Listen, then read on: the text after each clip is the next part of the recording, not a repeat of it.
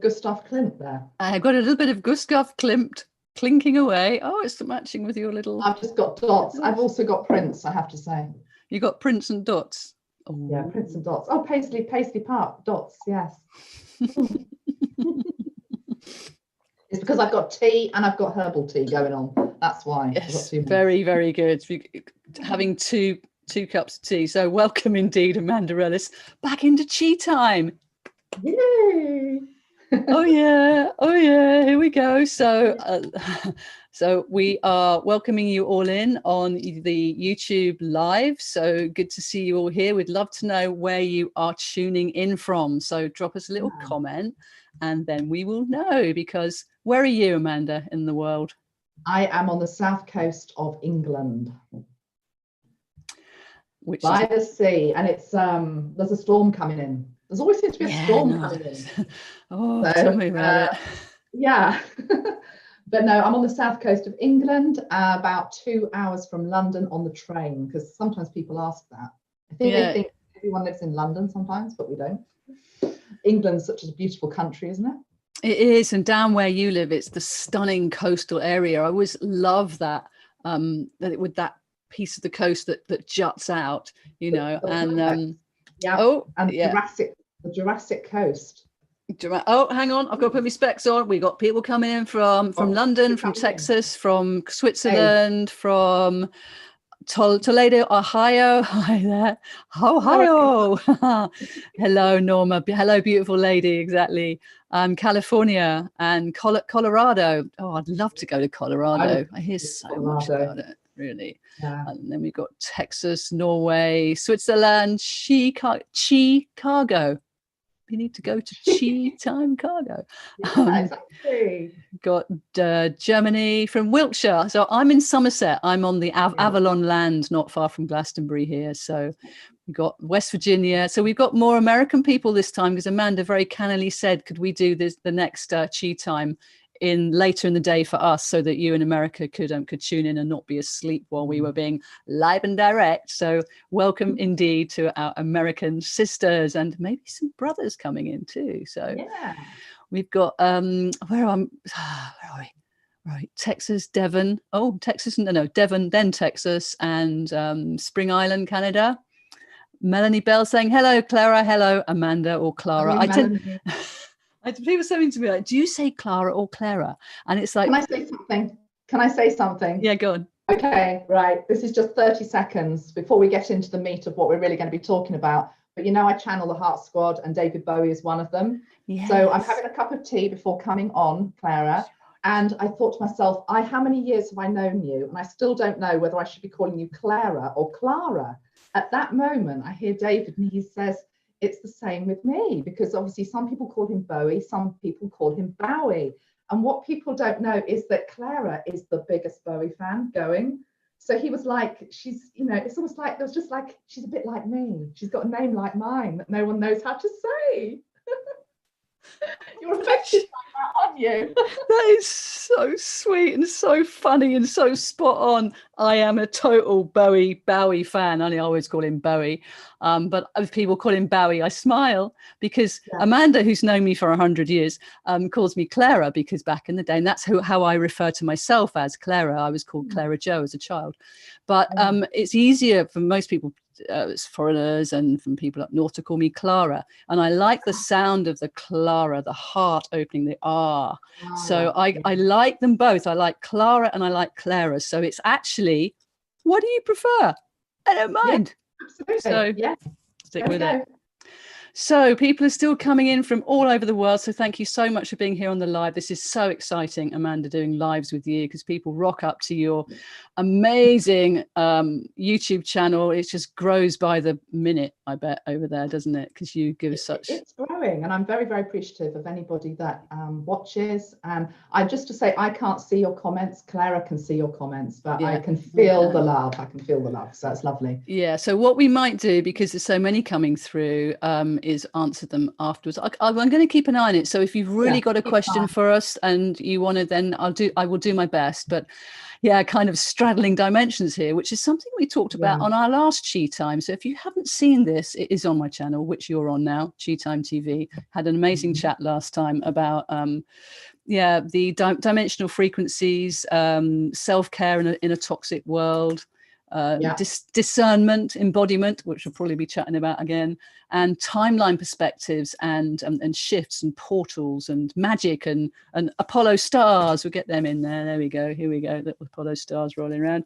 And so I think a good place to start would be, well, grounding is always a good place to start. In fact, just before we came on, got crystals placed, you've got your earth element stuff going on. All of you, wherever you are, what do you do for grounding? And I remember asking you, Amanda, last time what you did, and you said something I hadn't even thought of before, was that you hang out with your family.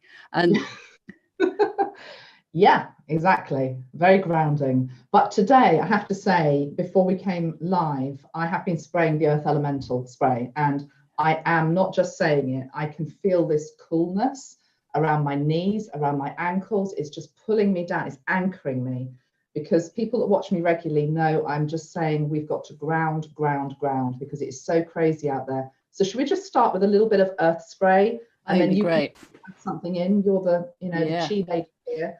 So I'm going to put the earth elemental spray up to the camera, beautiful rich brown, and I'm just going to spray it. Okay, and I know that the energy of this can go around the world.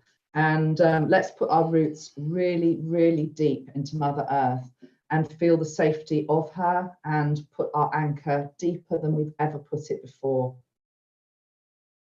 with some flexibility, of course, to be able to move.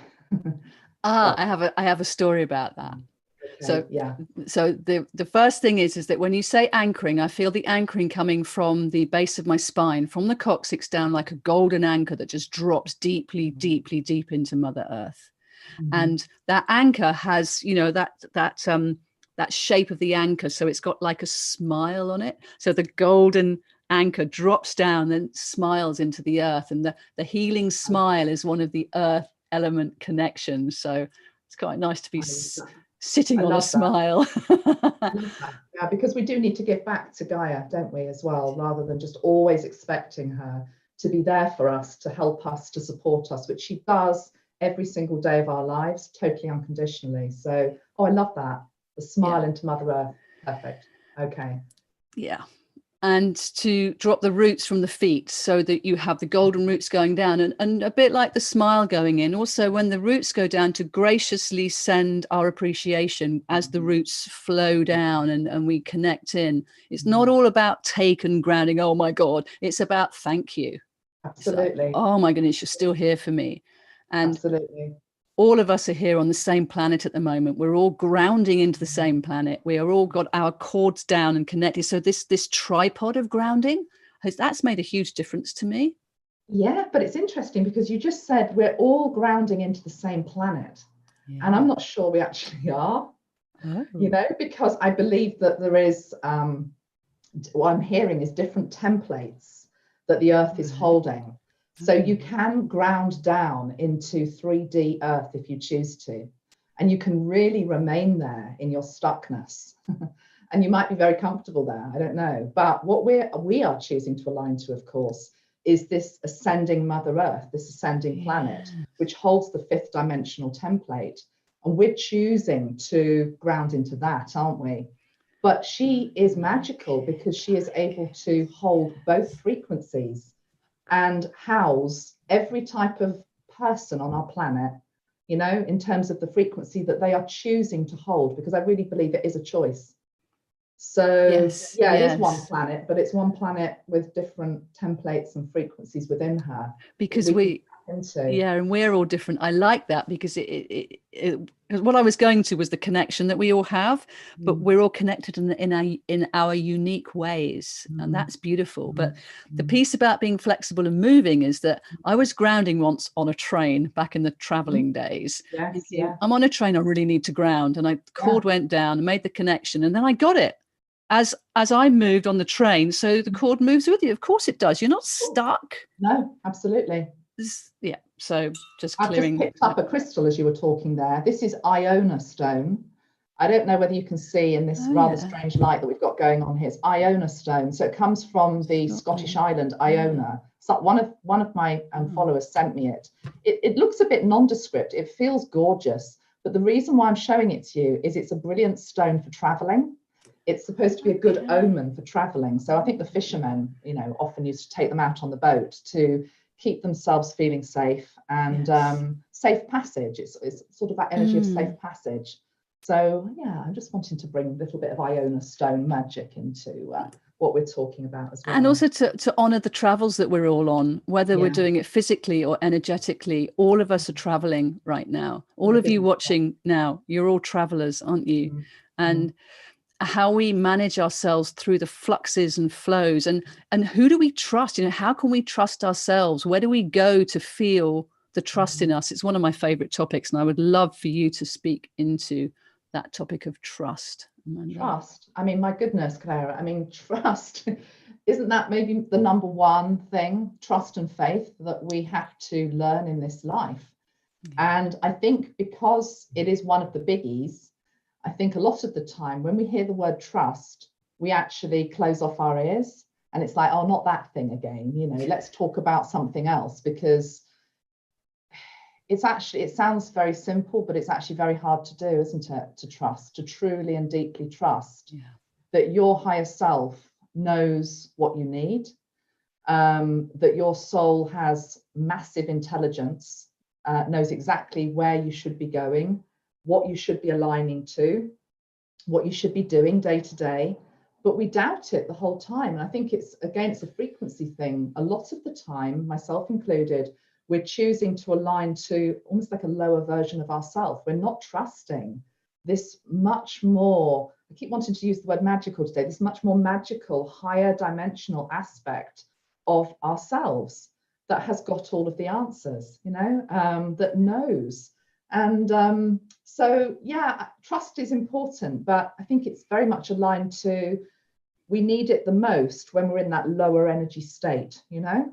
Because when you're truly in your heart, you just know that you're in flow, you're on the right path, synchronicities start to happen, magic starts to happen. But it's when we go down into that lower energy, it's like, oh my God, nothing works. Oh, it's so interesting that you say that when magic starts to happen. You know what? I think we step into the stream where magic is going on all the time, but we step out of it because we get out of frequency. Yes. So the magic is always there, but the mess is always there as well. And it's like traversing this. And this, the topic of this Chi time is sacred alliances. And this is something that's very close to where I'm working with at the moment. It's something that I shared with Amanda a couple of weeks ago. So I've been on a retreat with the amazing Matthew Liam Gardner and crew. And we were looking at what's called facilitators of change, but it was actually about soul direction and soul purpose and soul mission. And we were in what do we call it? I was going to say a reconditioned church. That doesn't sound right, but anyway, a relic. No, not a relic. An old church that's been reclaimed. No, it's an Airbnb thing, and there was a few of us in there. I'm not going to say how many. Don't want to say any of that. But I was really aware of it being a church, and the outside space was beautiful. It was in the middle of nowhere, and on the Sunday evening, we were offered to present something that was really in alignment with our souls. And I'd been cooking all day, and because it was my day to do cooking, which was great because we were like, we were there living in community with one another. It's something I've been really wishing for, how we can self-advocate whilst being in consideration of others. I can feel my words almost tripping me up because it's quite brave of me to share this. I'm just going to say that here and now, because it's an illustration of the mess and the magic, and how trust is really key, and how your bottles helped me. So these two were with me on this quest. And I thought I was going to talk about reclaiming my voice, and the story about how I I will do that another time. We'll talk about that another time. And as I was sitting there in the nave of the church, which was a beautiful evening session, and the First Lady opened up with such a beautiful sharing of the light and the light within each and every one of our hearts and how that ignites others. And it had such a delicate, soft power. I was like, oh, I think I'm meant to be sharing something else here. And then my other friend came in and shared her sound activation poems. And then as it grew, I sat there and it was like, what else have I got? And I tuned into my heart, I tuned into Jesus, and I said, what would you like me to share? And the message that came back was that, look where you are. Like, oh, you're in my house. Yeah. I'm like, yes, I am. I said, well, what do you want me to do? It's like, well, you've got your bottles. If you go and get them in the break, that's all you, and then what do you want me to do? And this really clear message was that trust me, trust me. I'm like, okay, like I was a place of vulnerability in that moment, isn't there? There's such vulnerability in that moment where you're being asked to do something. You've got the tools, you've got the wisdom within yourself. You are aligned to that higher light, but still there is that voice inside the head that says, you know, I could really mess up here, is what I was thinking. Absolutely. And yet Christ was saying, trust me, trust me. So I got up to the front. Well, I'd done some Qigong earlier in the day because I'm a Qigong teacher. That's my go-to, and dancer as well. So, and I would been looking at yin yang and the balance of these so-called opposites. And I'm standing there with the divine masculine and divine feminine. I'm going, what do you want me to do? So I did a bit of whatever came through me. I don't know what I talked about, but it was along those lines. And then I turned to my friend on the right and I offered her a spray of either your Master Jesus or the Mary Magdalene. Yeah, which you've got as well. So hold them whilst you're talking. And I have got a reflection from her that she's given me permission to share about what that was like. It's not very long, but it's going to sort of just help explain a little bit how real it is when you're out there doing the thing. So she said that she was asked to choose Jesus or Mary Magdalene essence spray, and her first thought was Mary. But then there was a silent pause and I listened to my inner voice. It was Jesus. I asked for the spray on my higher heart and my throat. Should we spray some? Yes. So this is the Master Jesus Christ light spray. And people can just accept this, allow this if they choose to into their heart, higher heart and throat is what you're saying, isn't it? Yeah. All right. God, it's so beautiful. Oh. So tell us what happened next then. Okay. Immediately. I'm being the anchor here. I'm being the anchor. You're being the anchor. Thank you. Immediately, it deepened my connection to my heart and the love I have always carried. But I began to cough during this process as we came to a close. The following day, my cough continued and Clara offered me some healing support. And I expressed the sensation of something that was in my throat area. And once I tuned into this deeper, a splinter of wood was energetically present. And it took me to a place of deep grief, sadness, and a time of suffering that I'd been carrying for so long. As it was gently released, a letting go of the old occurred, and the energetic block released and the old suffering evaporated. And a new seed of hope, of love and peace was planted into the new world. So she took this shard, she was holding it in her fingers. I don't know what to do. She dropped it in the center of the new world, the new earth, as a seed of Christ consciousness for us all. So beautiful. Yeah, I can feel it. So free from pain and suffering. So beautiful combination of Clara's ceremony of remembrance and enhanced by Amanda's beautiful essence sprays. Do you know what I'm getting? Go. So as we know, the splintered piece of wood that was in the throat, did you say it was in her throat? Yes. Okay, was obviously from the cross. In that moment, because of course time is not linear, so it's actually happening now just as much as it was when you experienced it back then.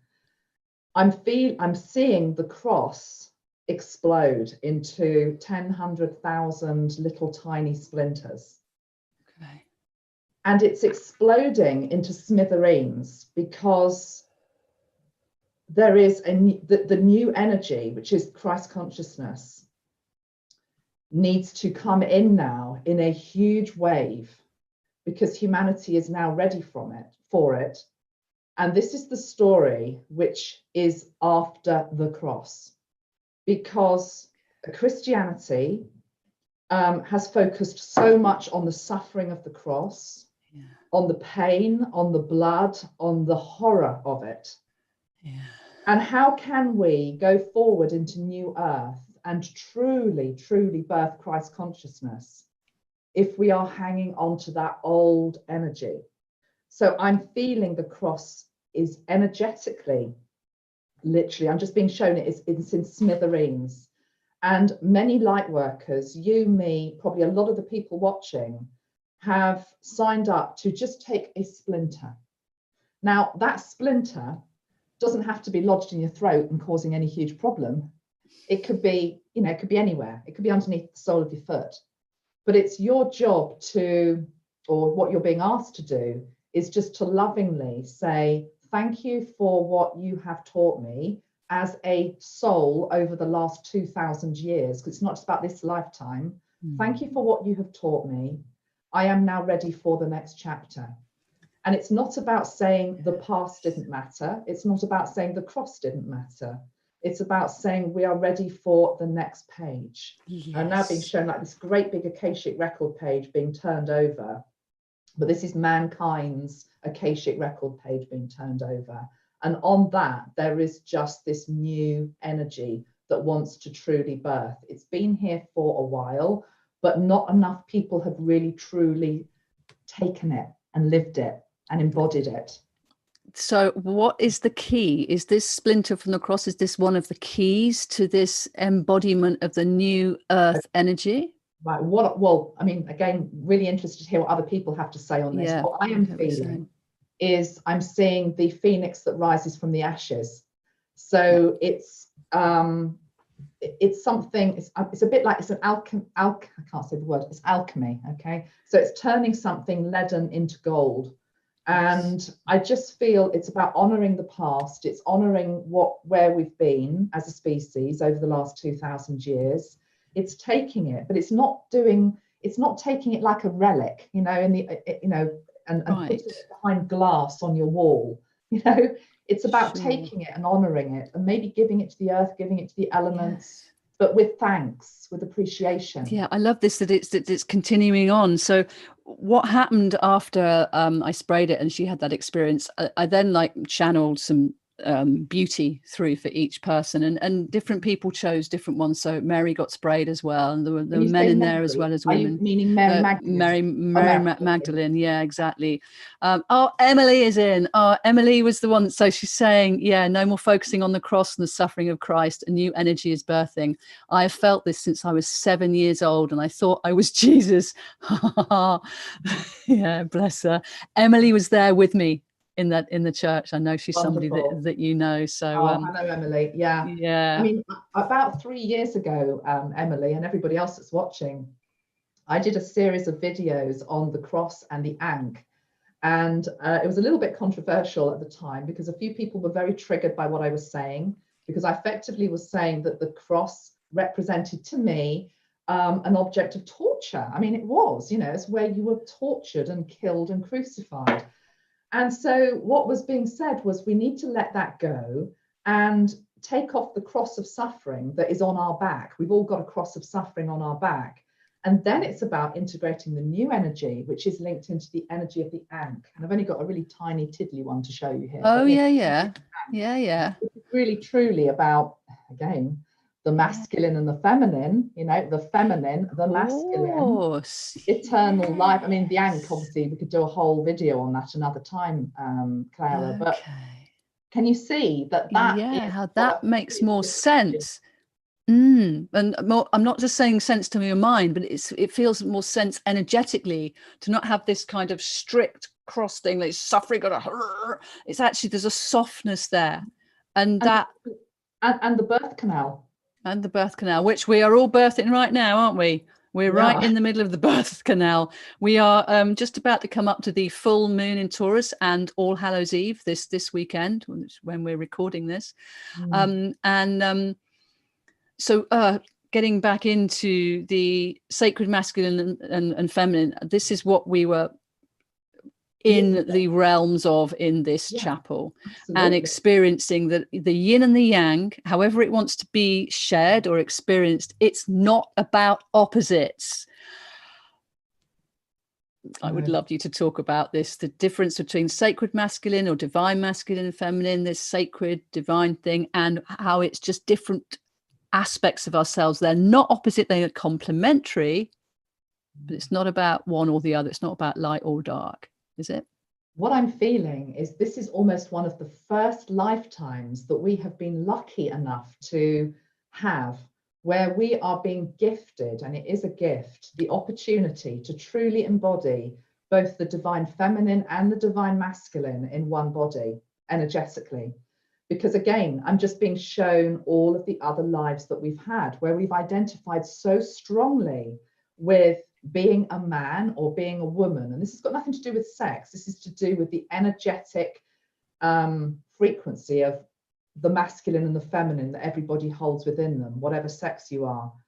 So I just wanted to say more than anything, wow, how extraordinary that right now we have that gift and that opportunity, but we're all learning something that we've never really truly experienced before. And you know, Clara, I'm thinking back, I'm thinking, okay, well, what happened in past civilizations, you know, the great ones such as Egypt or Atlantis or Lemuria? Did we have that? I mean, if we did, I must admit, I'm like scratching my head thinking, I can't remember. I'm just being honest. I don't know whether I can fully remember it, but that's not an issue for me, because I want to experience the joy of truly being able to embody my divine feminine and my divine masculine within me, and honor that process. And it is a process.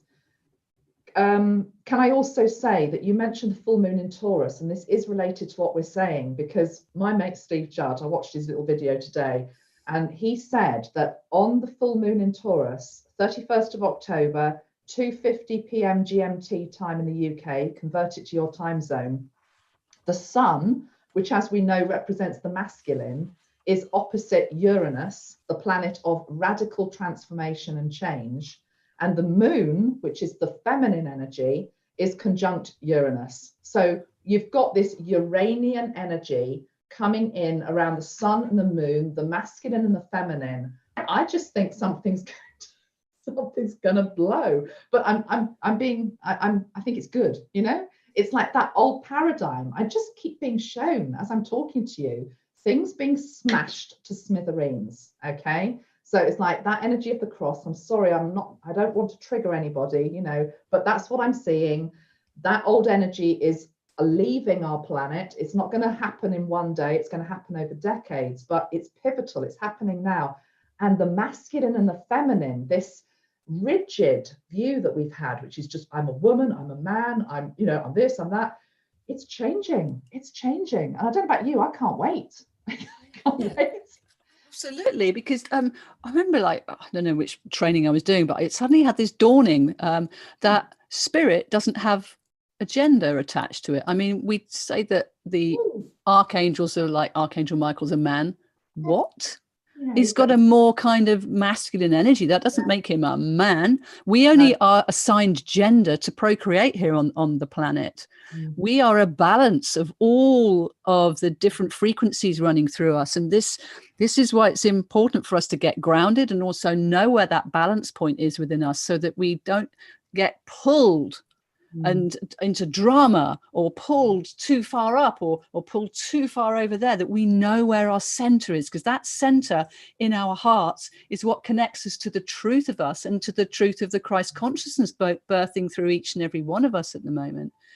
So yeah, I mean, it's quite complicated, I think, actually, because not only are we stepping more into our own masculine and feminine, which is slightly tricky, But we're also birthing the divine masculine and the divine feminine. It's not just masculine and feminine. It's not 3D masculine and feminine. It is, I mean, it's beyond 5D, isn't it? It's just, yeah, I mean, are we confusing it by using words like masculine and feminine? Is that actually confusing? Because that is suggesting gender. Yeah, possibly. I mean, I had a little discussion on my Instagram page yesterday, I think, because I said Father God, and straight away I corrected myself because I thought, hold on, Father God, that's the Old Testament energy. It's Mother God. But then I thought, no, but it's not Mother God either, because then you're Father. You know, so it's, well, I've been saying for a while, Clara, it's almost like language. We haven't got the language for some of these new energies that are coming into our world and into our body, us to actually physically embody them. So we're stumbling a little bit trying to explain it, but it's a bit like your experience in the church. I know you were moved when you were telling us that, and thank you for sharing it. And you were moved when you first shared it with me as well, because it was beyond words, wasn't it? It was beyond Absolutely. words. And I think this is why sound is coming through so much more. There's a lot more people letting their light language through, or I've been doing chi language with my hands and stuff. It's been quite interesting. But I've also found that sound wants to come through as I'm moving, as a way of expressing a truth within me. And I remember we had a conversation on this retreat without using specific words, but using sounds. And it wasn't light language. It was just that idea of letting go of the words, but having the energy behind and knowing that that intention transmits so much stronger than the actual words that you use. Yeah, and you know what I'm feeling is that is the language of the heart. Yes, sound. That's the language of the heart, isn't it? Sound. Yeah. And maybe that's also why I keep hearing a lot of the time spirit just saying hush. Yeah. We all like the sound of our own voice a little bit too much, and you know, sometimes there is that need for silence, isn't there? You know, but then from the silence, just extraordinary vibrations of sound that penetrate it, that take you into a totally different realm, over and beyond what any word could do.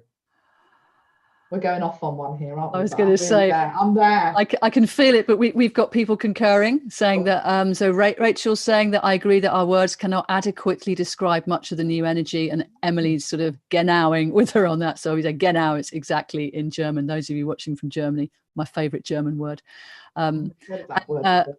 Marielle is saying get ready for telepathy, but light language, yay. But the other thing is how are we going to be able to conduct interviews, Amanda, and be able to talk to our peeps and online if we're just going to be... I have no idea. We'll cross that bridge when we come to it. But right now it's a complete joy to be sort of deep diving into some of these interesting topics here. So where are we? Sorry, do you want to say anything more about, so is it divine masculine and feminine, or is it sacred masculine and feminine? Well, I had this discussion yesterday because I was trying to decide what to call Joseph, father of Jesus. And we came up with beloved Joseph, divine protector, rather than sacred protector. And I was thinking, what's the difference really between sacred and divine? But it did feel as though there was a tangible difference between the two. Divinity, to me, I just think divinity has such strength to it as a word which carries a frequency, very much like love or Jesus. You know, the power of Jesus Christ as two words is extraordinary. So divinity, I am struggling a little bit, but it's because I think, I'm not going to apologize, I don't think, I, like many people watching this, have been around the block a few times over many lifetimes. And this is almost like a real true first exposure to, I'm hearing a deep dive into divinity in a way that we just haven't done before. It's almost as though everything that we've learned over other lifetimes, because I'm being shown an Essene life, you know, Egyptian life, different lifetimes that we've all had, it's all been leading up to this point. It's all been leading up to this point where we truly understand what it is to be divine in a human body. And I'm not sure up to this point we've truly got to the place that we're on the pinnacle of reaching now.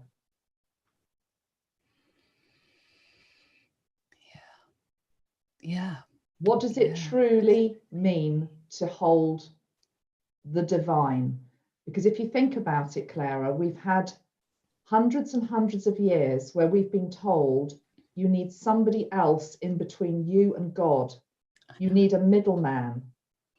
Now, those of us who are on this spiritual path understand, they truly understand that you don't need the middleman.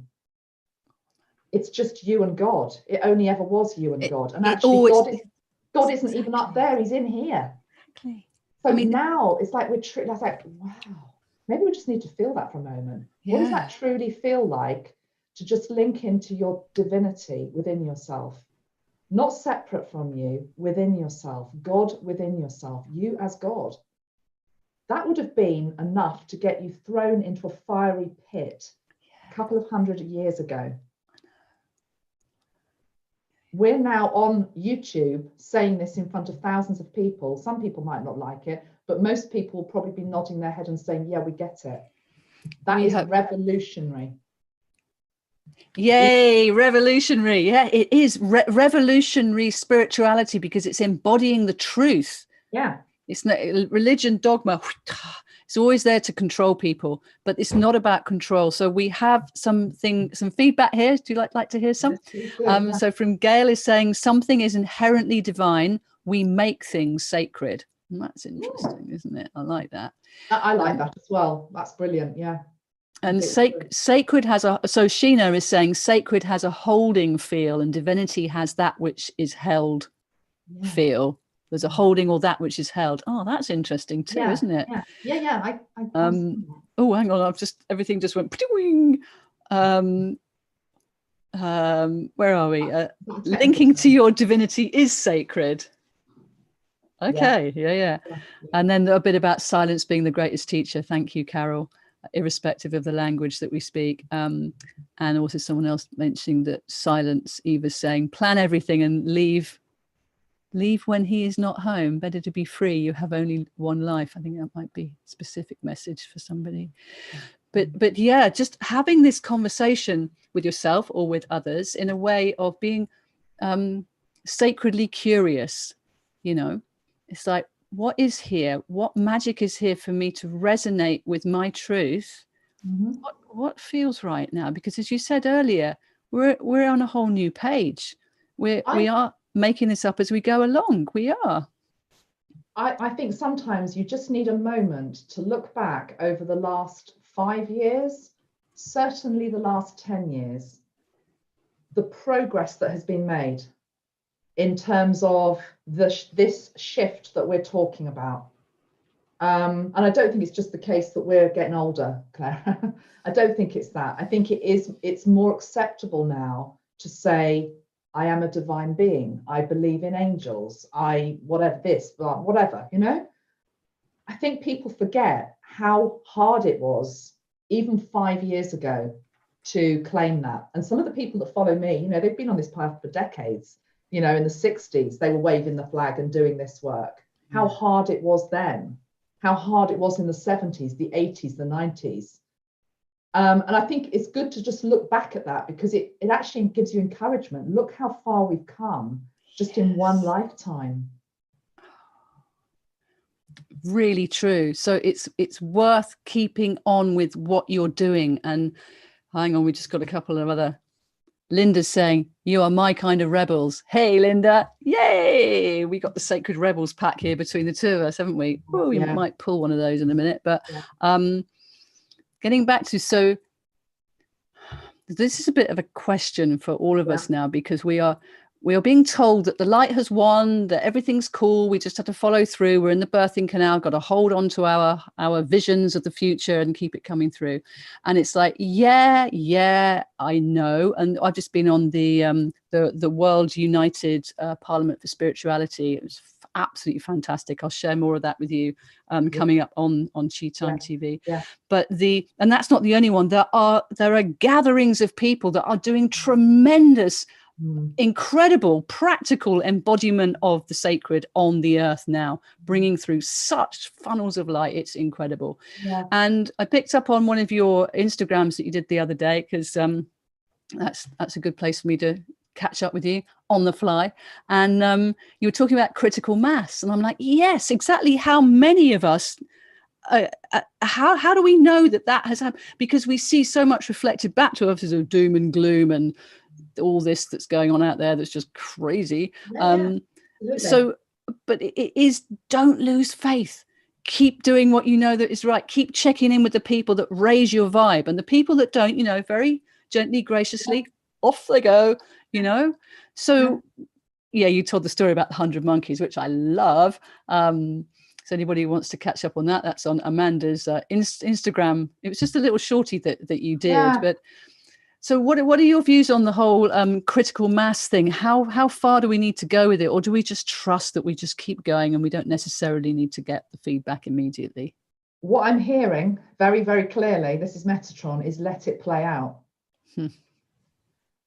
As human beings, we like to control. We like to see results now, let it play out. That isn't necessarily the thing maybe that people want to hear, but it is what I'm hearing. And to me, it makes sense, because think of the billions of people upon this planet and the experiences that every soul has chosen to have here. Just because we want to have one particular experience and we want to birth new earth right now and for things to change radically, completely overnight, we've got to bring as many people with us as we possibly can. And equally, there are people, of course, who are stubbornly clinging on to the old, but I just feel that Spirit will give them to the absolute last minute to be able to change, to evolve via their own choice. Because of course, the 100 monkey syndrome says beyond a certain point, you're going to change anyway. But sometimes the soul wants to be the one that says, actually, I'm not going to be forced. I'm going to choose to do it. So let it play out. The one thing I will say about what's going on in the world at the moment, which I just have observed in myself with curiosity more than anything else, because I'm a very sensitive, very empathic person. I feel everything far too much, to be perfectly honest. But I seem to have developed a degree of detachment from a lot of the craziness that's out there. It's not because I'm not concerned, I'm not interested. I guess it's the bird's eye view, to be perfectly honest. Maybe it's just the type of guides that I work with, but that's what Metatron's saying. It's the bird's eye view. Imagine that you are the bird and you can see what's going on down there. And it's like, oh my God, look at the mess they're making. But you can also see what's over there, what's going to come in. So it's taking a longer term view, but it's not saying you're not aware of what's going on down there and it's icky, Got you. And it's reminding me of that old story about I'll say it anyway. It's the person that plants the apple seed that might not see the tree grow, that kind of thing. We are setting the foundations for future generations, just like our ancestors have before. We are here on behalf of them. We wouldn't be here had they not succeeded in what they've done. And we are doing this for future generations, back into the trust again. And I love that bird's eye view, but having an awareness of what's going on. But remember, what you focus on grows. So do you want to focus on all the messy, miry stuff going on? You can be aware of it, but not getting pulled down into it, because it's not going to serve you. What is going to serve you or humanity, come to that. So it's a choice. Every choice has a voice, every single one, every choice where you go in your mind. You said that last time, every choice has a voice. And somebody said to you, you should put it on a t-shirt or something. I'm not actually being facetious. I actually think it's a very important little line, that, because I completely and utterly agree with you. I actually wrote just a few little notes before we came on. As you can see, it wasn't very extensive, but the first thing I wrote, can you see that? Alignment equals choice. It's a choice. Yes. The power of choice. It's the power of choice. Also, let's just say a little bit about let's be honest, all of us want to see the changes that we want to see come into our world. But we also have to be realistic that we are maybe of a certain age and we might not do. And it might be our children or our children's children that do. And I remember saying, I don't know, a couple of years ago actually now, it stayed with me. I said something along the lines of, it almost feels like it's a very ego thing to sort of want, that it has to happen in my lifetime. Because when you really look at that, it's like, well, what lifetime are you talking about? Are you talking about this lifetime, are you? Oh, but you're going to be coming back in, I don't know. Oh, hopefully it's not going to be that long, but you know what I mean? You've got to see it from a higher perspective. And I think it is absolutely about planting seeds, but some of those seeds are going to be fast growers, is what Metatron is saying. Okay, they're going to be fast growers. So we will see radical changes in our life, but not all of it, because what would be left for other generations to do coming in, you know? Having some great comments. Thank you all so much. This is brilliant here on Chi Time with me, Clara Polo, and Amanda Ellis is in the hot seat. I'm saying this because this audio is going to get appropriated for UK Health Radio. So there we go.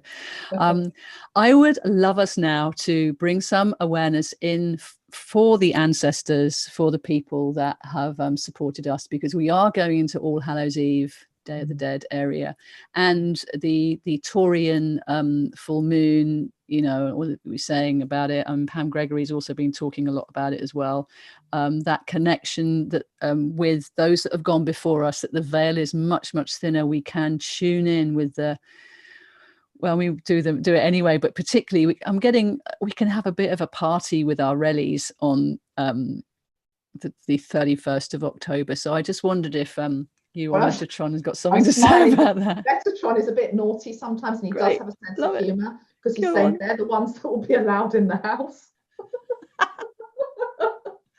Because in the UK, yeah, we won't go there, Clara, but you know, we're not allowed lots of people in our houses, are we? But actually, if there's spirits, exactly.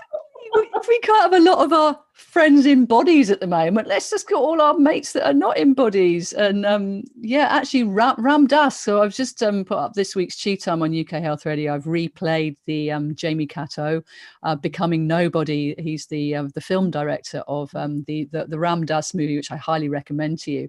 And that is one of the things that Ram Dass is talking about. His I think he's called Emmanuel. I mean, was his spiritual friend, that he would talk about him absolutely. That was there with him, and people go, what? He's like, look, just because you can't see him doesn't mean he's not there. It's like, exactly. Yeah, but children do this all the time. Exactly. Children have their invisible friends, and people think, oh, you know, my kids did it. We had a little boy who lived under the bed for about 2 years, and the thing is, I know it was real. I know it was real. They knew it was real, and that's like, no, let's not mention that. But no, it was real, girls. You know, so. No, what's the question, Clara? It's just in terms of this sacred day. So when is it actually? Is it the first Saturday? Oh, okay. All Souls Day. Is that what you're talking about? Yeah, that's so it corresponds with the full moon. The 31st is on Saturday with the full moon, so it's uber potent. Right. So I think I think it's about calling in the support of the ancestors.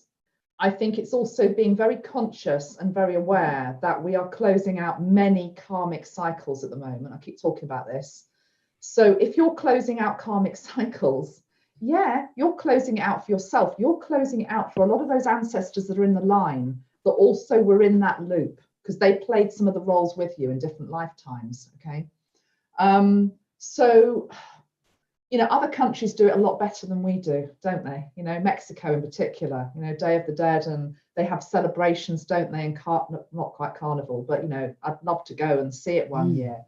In this country, nobody talks about the dead. Nobody, you know, we're just not good at it. So maybe it's also about just opening up the whole subject of death. And I will say this today. My mother had one of her old friends visit today, and I had to drive them to the pub. They were going to the pub for lunch. And I've known this woman for like all my life, so 50 plus years, the friend. They were both talking about death. They were both saying, oh, this might be the last time we see each other. And no, but I'm telling you this for a reason, Clara, because in a way it was normal. It was like, you know, and I want this at my funeral, and, you know, and they were having a bit of a laugh about it. And I thought, actually, yeah, they're not old, they're in their 70s, but I thought, why is that inappropriate? Why is that something that you have to say, oh, don't be silly, mum, don't talk like that? Let them talk like that if that's what they want to. We hide death away, don't we? Right. This is a really key topic here.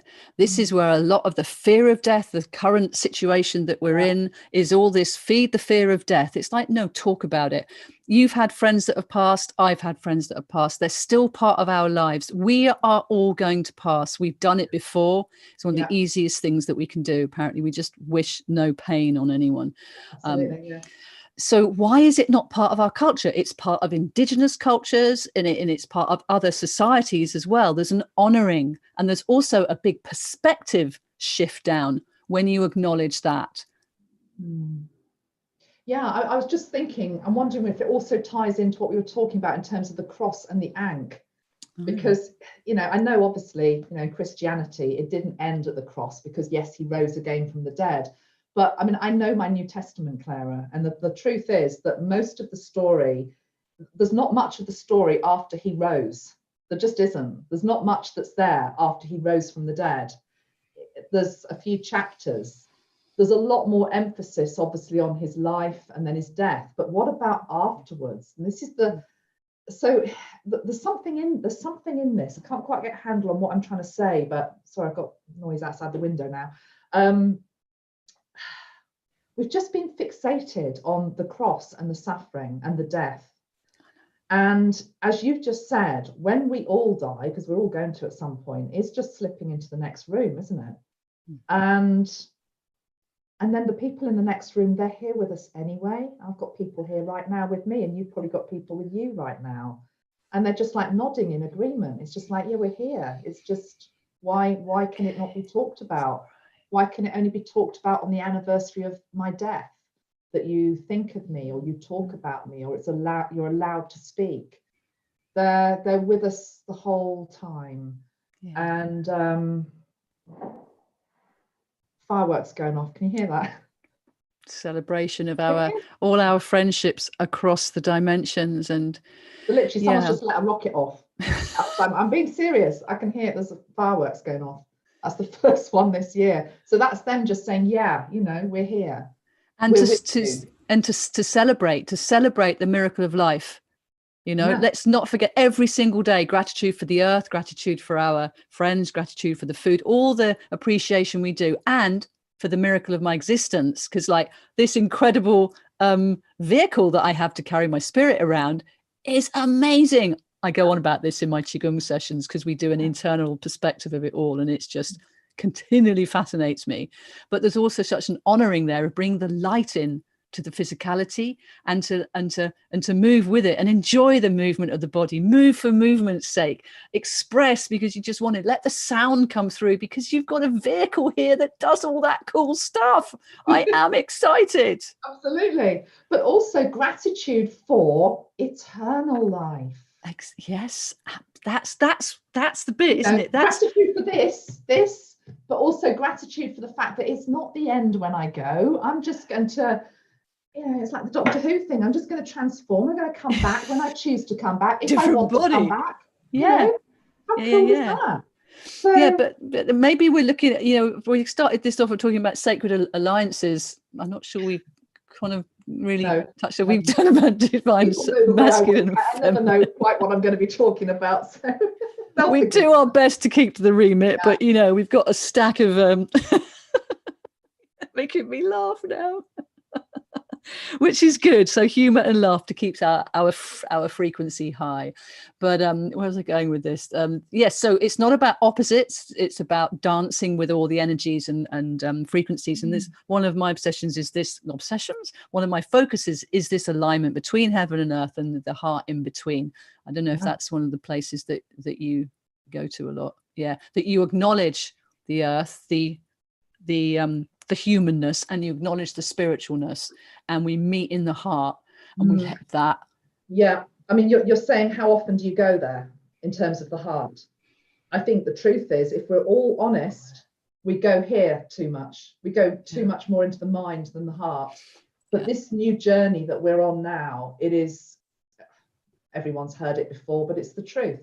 It's totally heart-centered. Totally. That's totally heart-centered, and it's not always going to make sense. No, I love that, because then we're back to trust. Then we're back to trust, which is like, but I feel this so deeply, but it makes no sense up here. But I feel this. I'm gonna have to trust this. Oh my God. Because it's so much bigger than the thoughts. And we'll talk a little bit as we move on around thoughts and memory and stuff, but just while we stay here in the heart, I was getting also that the heart fluctuates just like the breath fluctuates in and out. So the heart beats, and sometimes we get deep heart connection, total expansion, and you can feel the sonic boom of your heart energy, just and then at other times it's more delicate and more like refined. You maybe you get fragrances or blossoms or whatever. There's a whole like garden in your heart. It's not just one style suits all, or even one style suits you. And it's becoming intrigued by that and curious about this. What is my heart space about? What's going in there again? You know? What are, I call it the secret chambers. What are the secret chambers of my heart that I have not explored yet? That are dusty, that need a key to turn them and open. And it's like, oh wow, you know, and give yourself permission to do that. There were fireworks going off as you were talking about your heart there, by the way. I mean, it's just ridiculous what's going on down here. This is back to these two. This is where they meet. This is where they dance in my heart. This is the complementary energies that undulate and move and inspire and hold and do what they do, because we're not static, is what I'm getting. Can we also say, though, at this point, that you're sort of putting these two together, Mary Magdalene and Christ, like, you know, as if they've always been together, because of course they always have. But again, we're back to the fact, no, they haven't been acknowledged as a couple. They've been kept apart by society, by what has been written. The truth has never been revealed, that these two were completely and utterly interlocked and entwined, and probably set off fireworks in the sky together. Yeah, they are the divine dynamic duo. Yeah, they are. They are. Shall we just move through Mary Magdalene a little bit? Absolutely. So we've done Christ, haven't we? So we've done Christ. Experience with Mary Magdalene when you were in the church, when you were. Did anybody particularly react to her? Let me just. Let's spray some Mary Magdalene round. I love the color. Can you see the color? I think they are so magical, aren't they? It reminds me of sort of like watermelon tourmaline as a crystal, but it's just like beautiful deep green and fuchsia pink. It'd be beautiful, yeah. So Mary Magdalene, and it's the smell of this and the energy. It just feels quite sensual, deep, intoxicating, heavy, pleasure. And now I'm seeing the word forbidden. And isn't that interesting? I've seen the word forbidden because, again, there's been almost like a barrier across a lot of our hearts, which is like, no, you can't go in there. You can't have this sacred connection between the masculine and the feminine, which isn't 3D masculine and feminine. My ears are going crazy now as I'm saying this. This is divine connection between the two that takes you to a whole other level. And then I tell you what, you have got bloody fireworks going off. No, but can you feel it? Because I can, you know. Oh, I love this. But here is the sacred alliance then. Yeah. Here it is. Because these two have never been separate. They are, if they could be put into a bottle together, they wouldn't be able to be, because they'd need to continually dance like the yin yang symbol. She says, pointing at yin yang symbol on the wall. They never completely merge, but they always are in this dance. So if you could find a circular bottle to play with, no, that's probably a little bit too much, but who knows? Maybe not. You'll find exactly what. But that, and that they then become a vessel of oneness, of harmony, of love, like the highest divine sort, but also embodied, that we can feel this in our hearts. We know this. I'm just being shown a very, very simple wooden door opened. It's just opened. It's, oh my God. Have I printed it out? You know, I'm doing this new Christ consciousness deck. Oh yeah, go on, tell us about that. Jane Delaford-Taylor. I don't know if I printed it out. She's just done a painting. I haven't got it to show you. Oh, I have. Well, actually, you can't see the you cannot see the doorway, because actually the doorway's been blown off. But this is supposed to represent the doorway to Christ consciousness. Okay, that it's not quite finished yet. It's going to be a rainbow. This is a little dove up there, but it is as easy as just stepping through this very simple gateway. You know, there is no blocks, there's no middleman, there's no building, there's just a gateway. And the gateway, of course, is within the heart. Yeah.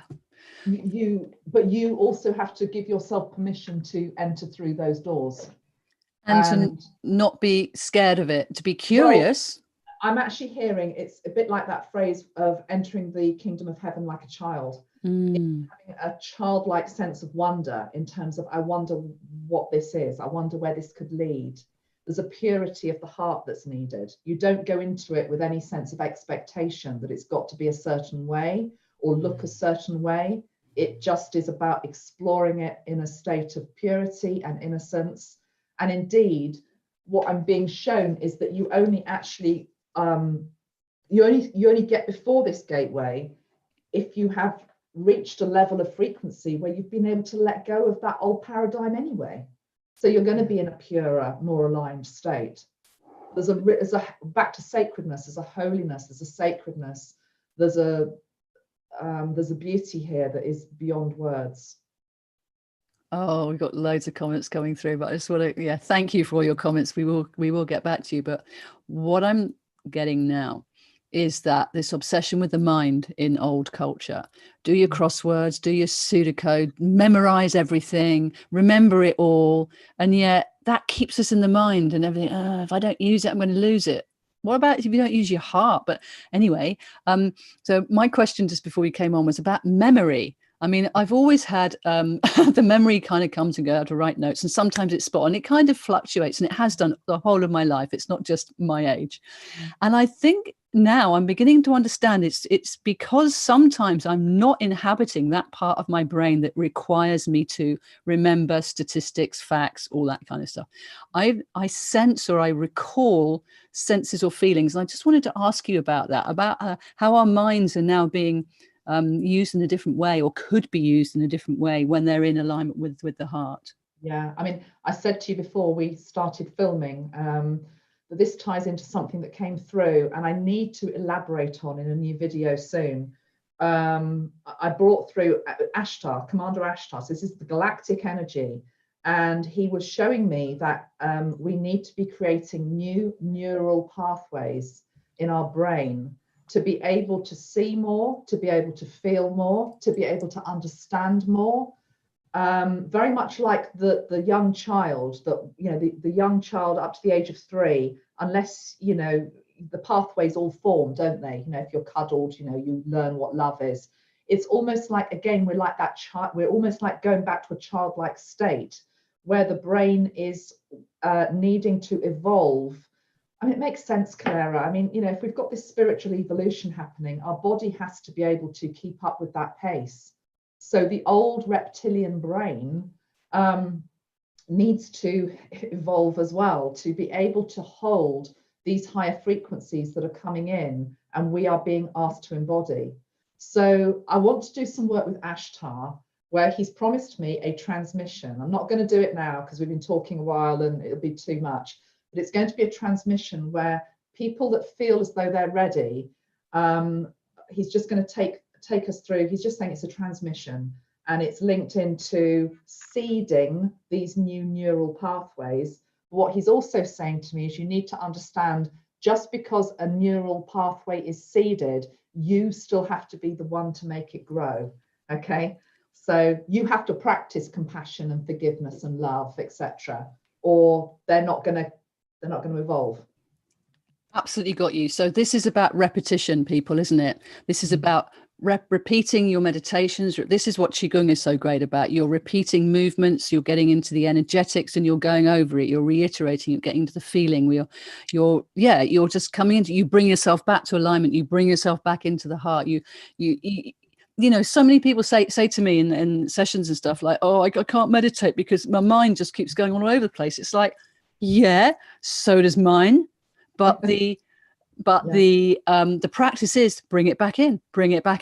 That's the practice. Okay, you get moments of bliss and you get times where when you are in a more meditative state and you can stay generally in the morning before the sun rises. I find a really good time to meditate. But there are times when it's like, I know that I need to, but there's so much pressing, and it's like, okay, you get nothing. Yeah. And you get nothing. You know? Yeah. But if you keep coming back in, you're going, oh, no, I mean it. I mean it. I want to come back in. It's like, monkey mind, I knew you were going to do that. It's like, yeah, of course, that's what you do. So don't tell it off anymore. I kind of play with it, and it kind of goes, all right, then I'll wait for you. But it's all linked to the ego anyway, isn't it? It is. But then, you know, another thing that's happening at the moment is there is a big ego death happening for humanity generally. So I do feel, I heard the word intervention. I feel as though they're not going to do it all for us, because that would be far too easy. But I do feel for those that have done the work and who have really been trying, they might make it a little bit easier with these new neural pathways. So an example like you've just said, I have it too, Clara. Sometimes I'll sit down and I'll meditate, and it's like, right, I've got half an hour, give it to me. And you get nothing. It's like, oh God. But you know, that's life, isn't it? But I do think because of the times we're in, it needs to be easier for us to access some of these downloads and this information. In all seriousness. So I do think we're going to be helped. There's a little bit of intervention coming, but you're still going to always have to do the work. You have to do the practice. There is no easy route, but there's a lot of us we're all supporting one another here. We're not alone. I mean, we're alone in our choices to a certain extent, but it is that, look at who you're hanging out with. This is my fave things at the moment. It's a classic, isn't it? You know, you are the result of the 5 people that you hang out with most, or some kind of statistic like that. Really? So it is looking at dogs. Does that include dogs? Dogs. It definitely includes pets. But the people who you converse with and all that, because of it's a frequency thing. And if you've got a pal that is having a hard time all the time, and they're, you feel sorry for them and you wanting to help them or whatever, it's like, hang on a minute, I don't want this in my life all the time. I can help you to a certain extent, but now you've got to go and do the work, or I will hold you from afar, or I've got other stuff to do. I've got people doing sparkly, spangly, dancey, trippy, amazing galactic stuff over here, with their feet firmly planted on the ground, I hasten to add. But where we're placing our attention is what we become. And I said this actually a few days ago, linked into our guides as well, that back to alignment, what we choose to align to is what we become. So somebody like myself, who's aligned to Metatron for almost the last 20 years, of course it's going to be within me. How could it not be? But equally, I could have chosen to align to something else. I did write something else down on my little piece of paper. What have you got? Are we running out of time? No. Well, we will have to wrap this up at some point. There will be a natural drawing in. Just really quickly, what I've written down is we align every day with things. And that's if you really think about that, you are choosing in every single moment, what do you align with? Are you, and so it comes back to what you've just said. If you're choosing to be around very negative, toxic people, it's not great, is it? I know sometimes we have people in our life that maybe there's a karmic situation or we've got a responsibility for. I'm not talking that type of stuff. I'm talking about where there's a real choice. I don't actually have to go and sit there and do that.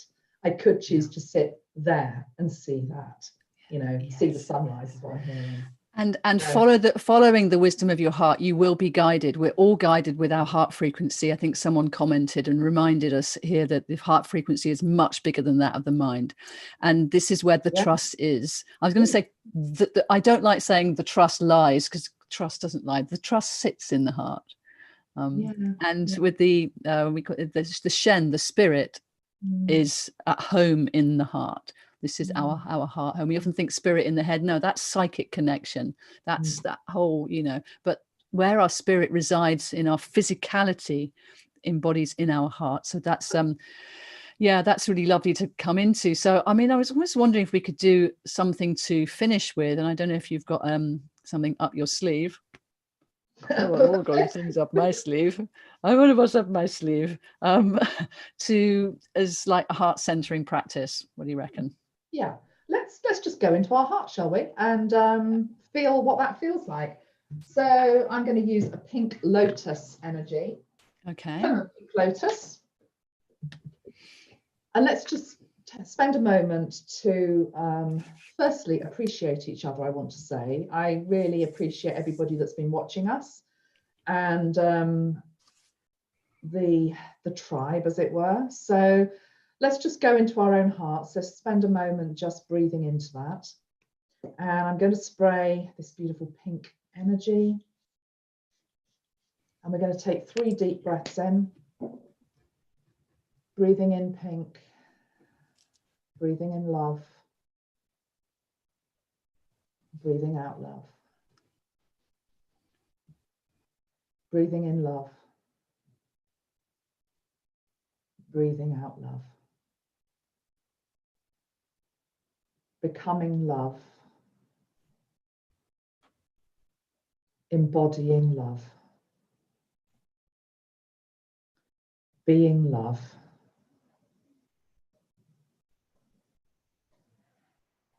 Feel that in every cell of your body, in every part of you, in all parts of your aura, in all parts of the physical body, that you are love, that you are loved, that this planet is love, that the frequency that created you is love, that love is all there is, and that love never dies. Feel the love of all your ancestors, all those who have passed, powering you on, encouraging you on, holding the frequency of love. Feel the love that Mother Earth has for you. Feel the love that Father God has for you. Feel the love that the wider cosmos has for you. Pull it all into your heart. Allow the heart to be filled with pure, unconditional love. Truly, love is all there is.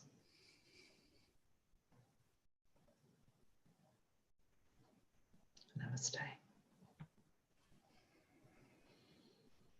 Breathe in, breathe out, and open your eyes and see love all around you.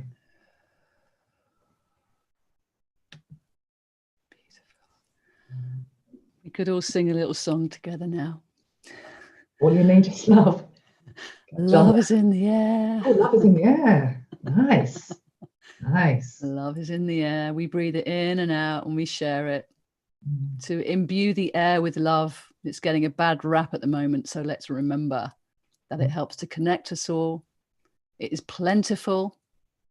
And as we breathe it into our lungs, we also take the energy of it into our hearts.